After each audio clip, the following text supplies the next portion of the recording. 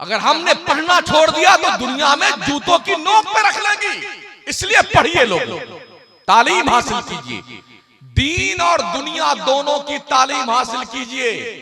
समझ रहे हैं? हज़रत आदम को सजदा फरिश्तों ने नमाज की बुनियाद पर नहीं किया था, हज़रत आदम को सजदा इल्म की बुनियाद पर किया गया।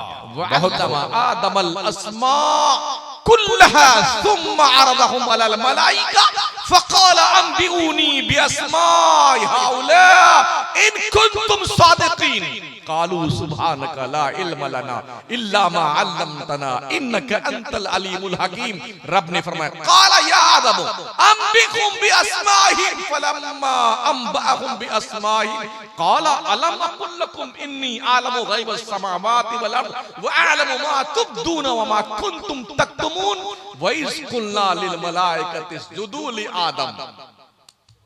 इल्म की बुनियाद पर फरिश्तों ने आदम को सजदा किया था। पढ़िए,